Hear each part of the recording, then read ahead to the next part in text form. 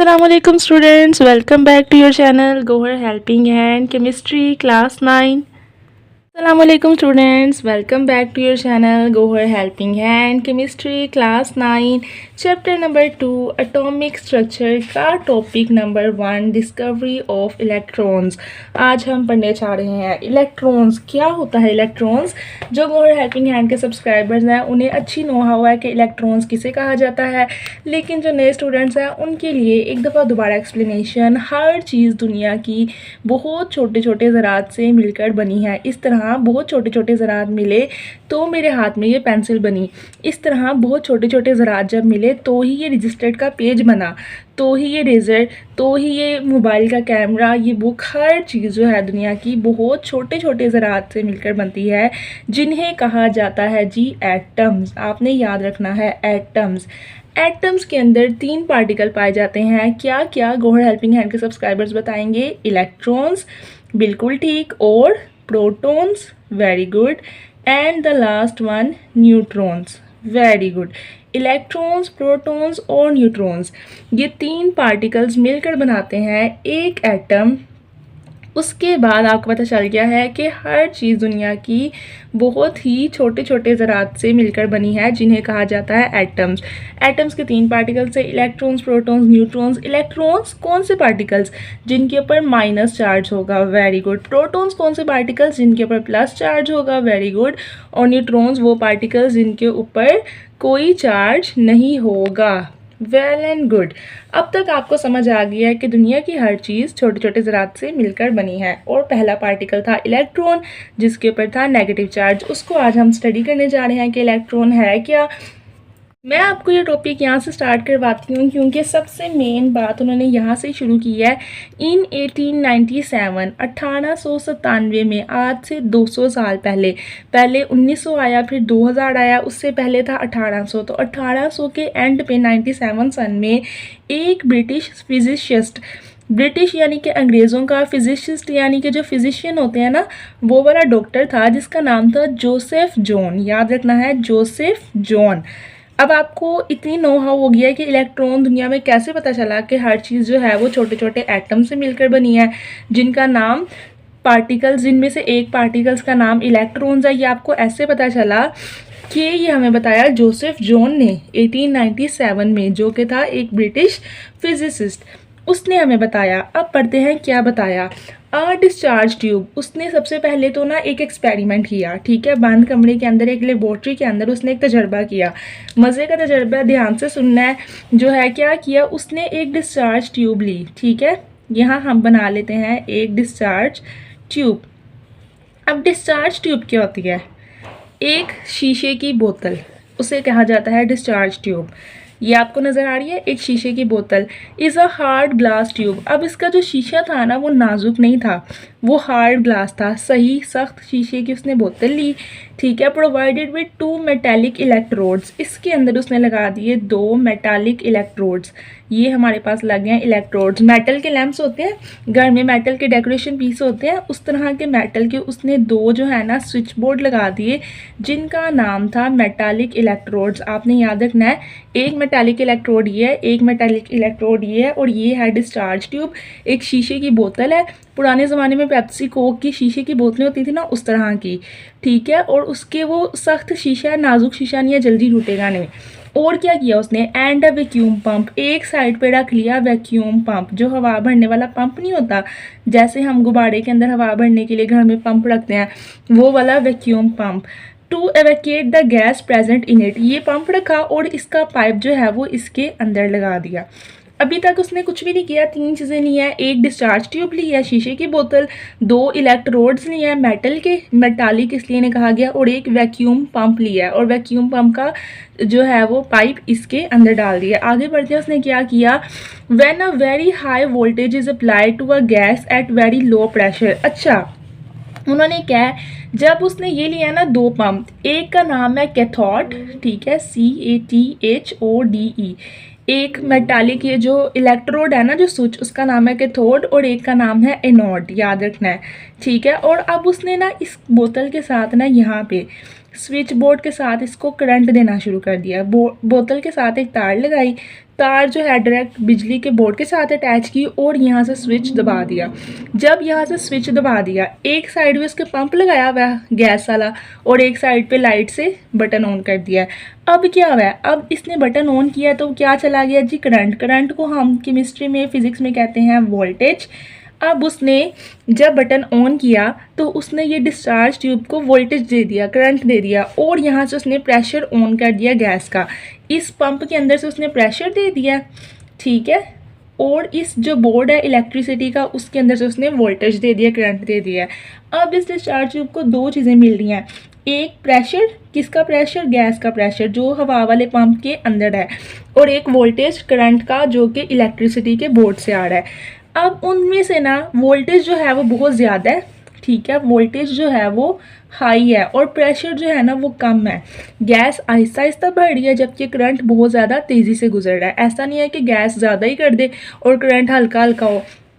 अच्छा, present in a glass tube that glass surface behind the positive electrode started to glow due to the rays emitted from the cathode. जब उसने ये काम किया, अच्छा उसने ऐसा क्यों किया, प्रेशर कम रखा है, करंट ज़्यादा रखा है। अगर प्रेशर ज़्यादा रखता ना, गैस ज़्यादा भर जाती, बोतल ने फट जाना था।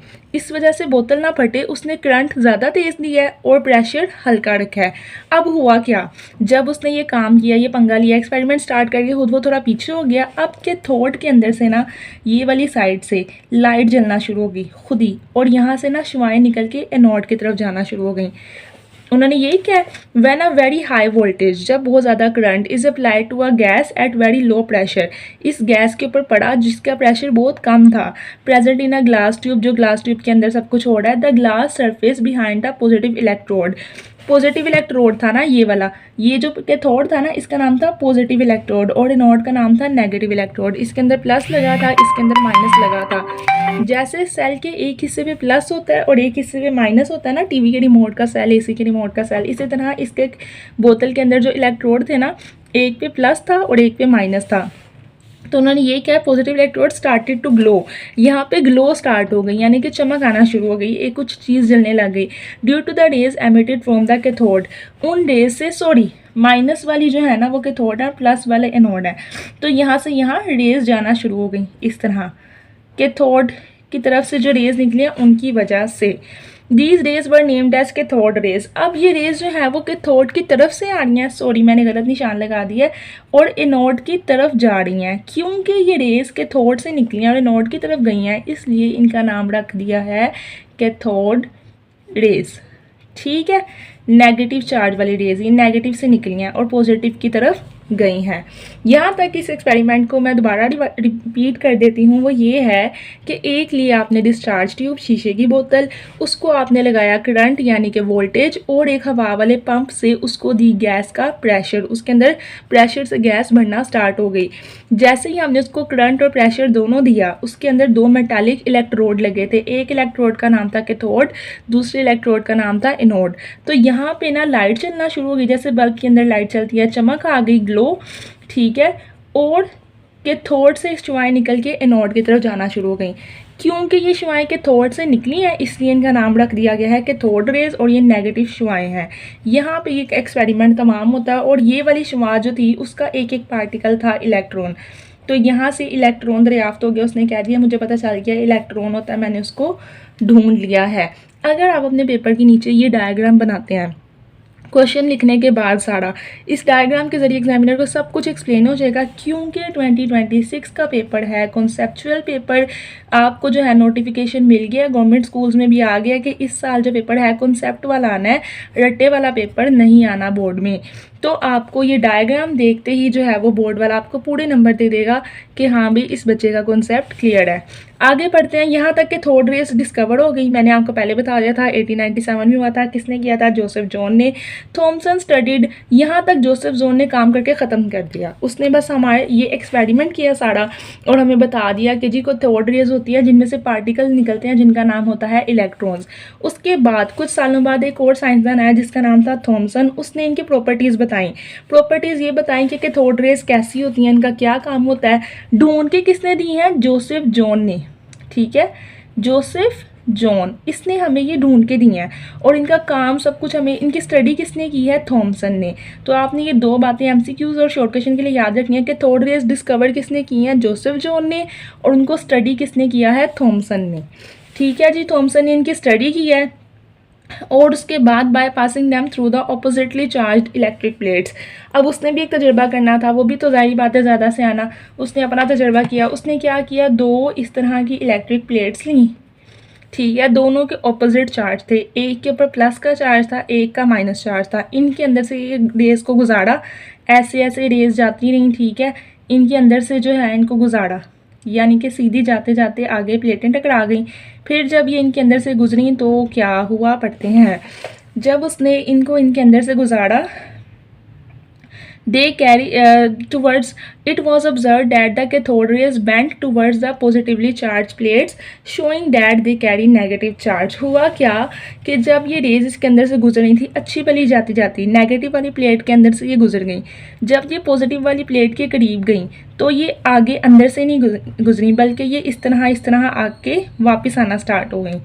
तो इनका वापस आने का क्या मतलब है, जब उनको नेगेटिव प्लेट के अंदर से गुजारा है तो वो अंदर से गुजर के आगे चली गई हैं, जब पॉजिटिव के पास पहुंची हैं तो मुड़ना शुरू हो गए हैं, यानी कि इसको रिपेल कर रही हैं, इसको धक्का दे रही हैं, इसके पास नहीं जा रही। इसका मतलब है कि इनके ऊपर नेगेटिव चार्ज है। क्योंकि उनके ऊपर नेगेटिव चार्ज है ना, वो पॉजिटिव के पास नहीं जाती, नेगेटिव के अंदर से आराम से गुजर गई हैं और पॉजिटिव की तरफ से बेंड हो गई हैं। तो इनका ये बेंड होना साबित करता था कि ये नेगेटिव चार्ज की रेज है। हालांकि उसने पहले ही कह दिया कि नेगेटिव है, लेकिन इसने भी एक एक्सपेरिमेंट कर लिया, थॉमसन ने, ये थॉमसन का एक्सपेरिमेंट, ठीक है। आपको दो एक्सपेरिमेंट पता चल गया है, एक जोसेफ जॉन का, एक थॉमसन का। थॉमसन का क्या एक्सपेरिमेंट था कि नेगेटिव प्लेट से जो है वो शुआएं गुजर गई, पॉजिटिव के पास गई तो बेंड हो गई, मतलब कि उसके पास नहीं गई, ऑपोजिट चार्ज होगा, पॉजिटिव का ऑपोजिट नेगेटिव, तो कैथोड रेज नेगेटिव हैं। यहाँ पे थॉमसन ने भी साबित कर दिया है, दो लोगों ने अलग अलग तजुर्बों से साबित किया कि कैथोड रेज के ऊपर नेगेटिव चार्ज है, पॉजिटिव नहीं है। आगे पढ़ते हैं। Thomson also installed 2 magnets on either side of the discharge tube and notice that the cathode rays were also diverted by the magnetic field. अभी भी उसकी जान को सुकून नहीं आया, फिर उसने दोबारा क्या किया, उसने एक और डिस्चार्ज ट्यूब ले ली। मेरी बहुत गंदी सी डिस्चार्ज ट्यूब है, आप लोग बस इसको समझ लें कि ये है। उसने फिर से इनके अंदर भी दोबारा वही उसकी वाली नकल जो है ना, एक मिनट रुक जाए, 2 मैग्नेट्स, यहाँ पे एक मैग्नेट लगा दिया, एक यहाँ पे लगा दिया मैग्नेट। फिर से उसने इसके अंदर से कैथोड रेज गुजारी, फिर से वो नेगेटिव वाले मैग्नेट में से गुजर गई, ठीक है, ऐसे, और जब ये पॉजिटिव वाले के पास गई तो वापस मुड़ गई। फिर उसने इनको बार बार तंग करके ऐसे देखा, हर दफ़ा वो पॉजिटिव वाले से मुड़ आती थी और नेगेटिव वाले के अंदर से गुजर जाती थी। तो उनका ये मुड़ना, उनका ये बेंड होना बताता था कि उनके ऊपर नेगेटिव चार्ज है। इस तरह वो तजर्बे कर करके सबको यकीन दिलाता था कि देखो हमेशा वो नेगेटिव में से गुजर जाती हैं और पॉजिटिव से बेंड हो जाते हैं, यानी कि कैथोड रेज के ऊपर नेगेटिव चार्ज है। उसके बाद उसने क्या बताया, Thomson use the findings of his experiment, ये जो उसने इतने सारे बेबहा एक्सपेरिमेंट करके जो रिजल्ट निकाला, इसके बाद उसको फिर भी सुकून नहीं आया, उसने एक और काम किया, उसने इनकी मास टू चार्ज रेशियो बताई, which finally prove that cathode rays are in fact negatively charge material particles.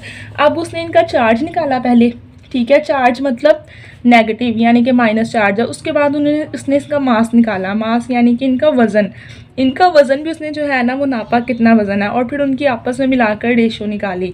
इतना उसने कैथोड रेज की जान खाई थी। पहले उनका चार्ज बताया कैसे, 2 तजर्बों से। पहला तजर्बा था ये वाला कि 2 प्लेटें ली, मैग्नेटिक इलेक्ट्रिक प्लेट, और उनके साथ किया। दूसरा डिस्चार्ज ट्यूब के अंदर 2 मैग्नेट लगा दिए। ये दोनों तजर्बे करने के बाद थॉमसन ने उनकी चार्ज टू मास रेशियो बताई, जिसे इसका बहुत बड़ा कारनामा समझा जाता है केमिस्ट्री में कि सिर्फ थॉमसन ने ही बताया है।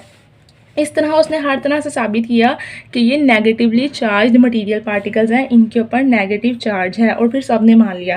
These particles were later named as electrons, इसके बाद उनको जो है वो इलेक्ट्रॉन्स का नाम दिया गया।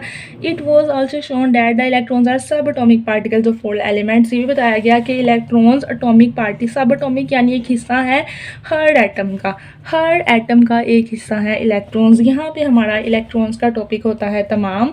अगर आपको वीडियो अच्छी लगी लगी है, कॉन्सेप्ट क्लियर हुआ है, दिमाग में कुछ समझ आई है, तो मुझे कैसे पता चलेगा कि बच्चों को समझ आ रही है, इस तरह पढ़ाऊँ? आपके कमेंट से, आपके वीडियो को लाइक करने से। वीडियो को लाइक करें, कमेंट में बताएं कि हमें ये तरीका अच्छा लगा, आप हमें इस तरह पढ़ाएं। Bye bye, stay tune. Channel को सब्सक्राइब करके जाना ताकि अगला चैप्टर जो है वो मैं आपको इसी तरह कवर करवा सकूँ। यहाँ पे अल्लाह हाफिज़, stay tune, Gohar helping hand.